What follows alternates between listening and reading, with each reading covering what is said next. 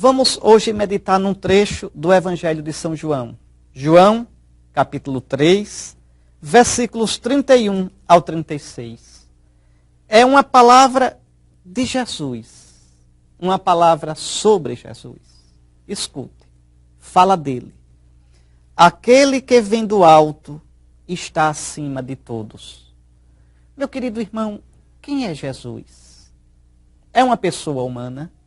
É um ser humano como os outros? Um grande mestre? Um iluminado? Um sábio? Não, Jesus não é nada disso.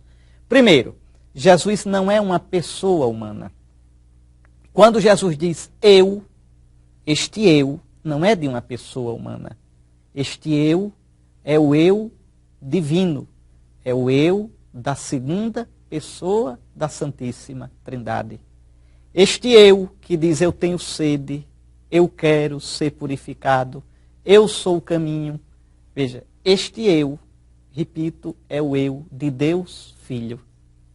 Esse Deus Filho, que sempre foi Deus, assumiu também uma natureza humana. O que é uma natureza humana? É aquilo que você tem, corpo e alma. Jesus tem um corpo humano e Jesus tem uma alma humana. O que é dizer que alguém tem uma alma humana? É dizer que alguém tem consciência humana, psicologia humana, ou seja, um modo de conhecer humano, de sentir humano, tem desejo humano, tem vontade humana. Então, repare que coisa impressionante. Alguém da Trindade, a segunda pessoa, entrou de verdade na natureza humana. Experimentou tudo que nós experimentamos, menos o pecado e as suas consequências. Então, veja, aquele que vem do alto está acima de todos. Jesus é Deus. Diante de Jesus, nós devemos nos ajoelhar. Nós o adoramos. O que Jesus ensina é a verdade. Jesus nunca pergunta a um discípulo dele, vocês concordam? Está bom assim? Vamos discutir, o que é que vocês acham que eu devo fazer? Nunca, isso não existe. Jesus é Deus. Em verdade vos digo. E pronto. Ou seja, é verdade, é para crer, é para dizer amém. Amém, amém, eu vos digo. Ele está acima de todos. Ele vem de Deus. Escute mais. Quem é da terra, pertence à terra e fala coisas da terra. Aquele que vem do céu está acima de todos. Todos nós viemos da terra. O que nós falamos com autoridade é porque não é nosso. É porque recebemos daquele que vem do céu, daquele que fala as coisas do Pai, aquele que está acima de todos. Às vezes as pessoas dizem, por que que a igreja se acha com tanta autoridade? Por que a igreja se acha dona da verdade? A igreja não é dona da verdade. Se ela fosse dona da verdade, ela faria a verdade dela como ela queria. Ela poderia mudar a verdade para agradar. A igreja tem a verdade, no sentido de que ela leva consigo a verdade que recebeu de Cristo. Recebeu daquele que está acima de todos. Ouviu dele, deve guardá-la, custe o que custar, e deve transmiti-la. É isto.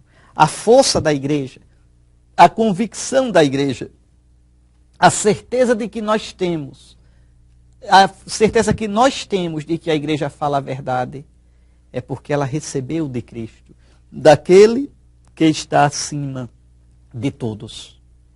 E escute mais, ele dá testemunho do que viu e ouviu, mas ninguém aceita o seu testemunho.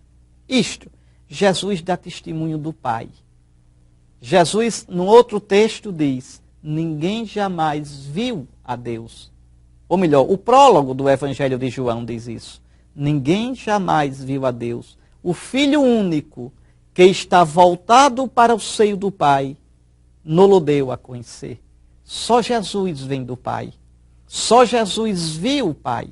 Só Jesus nos pode explicar, nos pode revelar o Pai.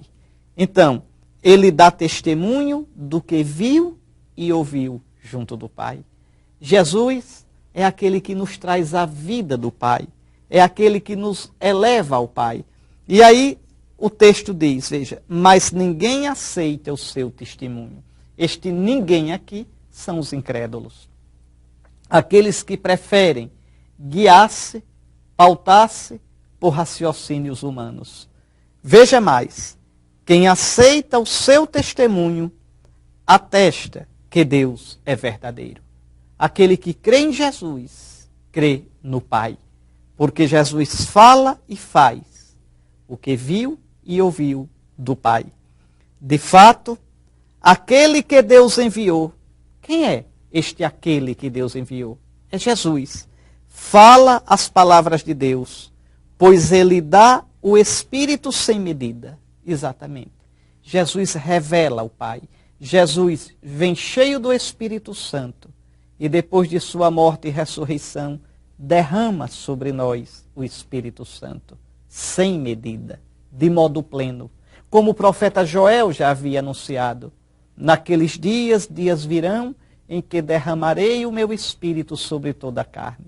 Aquele que crê em Jesus e é batizado, recebe na água do batismo o Espírito de Jesus. E aí pode receber, compreender, acolher com o coração o anúncio que Jesus faz do Pai. Conhece o Pai. Conhece por experiência o Pai. Cristão, você, se for dócil ao Espírito de Cristo, se unir a Cristo na oração, você experimentará, conhecerá o Pai. Pois bem, o Pai ama o Filho e entregou tudo em suas mãos. Aquele que crê no Filho tem a vida eterna. Aquele, porém, que se recusa a crer no Filho, não verá a vida, mas a ira de Deus permanece sobre ele. Não é brincadeira. Nós somos uma humanidade marcada pelo pecado. Quem nos cura do pecado, quem nos livra do pecado, quem redime o nosso pecado, quem recompõe nossa afetividade, nossa psicologia, nossa inteligência, humanos tão quebrados, é o Espírito que Cristo nos dá. O dom de Deus é sem medida. Esse dom de Deus que Cristo nos dá é o Espírito Santo. Aquele que crê em Jesus recebe esta vida, vida eterna, que é o Espírito Santo. E assim o Espírito vai, como diz São Paulo, viu? Na carta aos Filipenses, no capítulo 2, vai tendo os sentimentos de Cristo.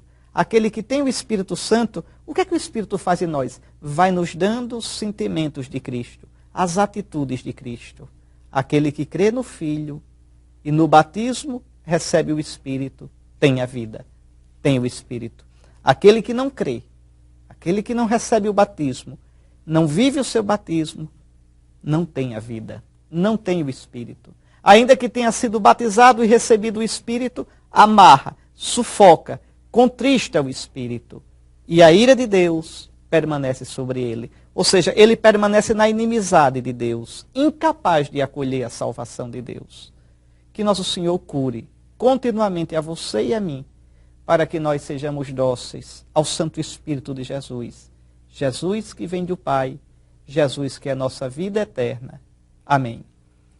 Abençoe-te o Deus Todo-Poderoso, Pai, Filho e Espírito Santo.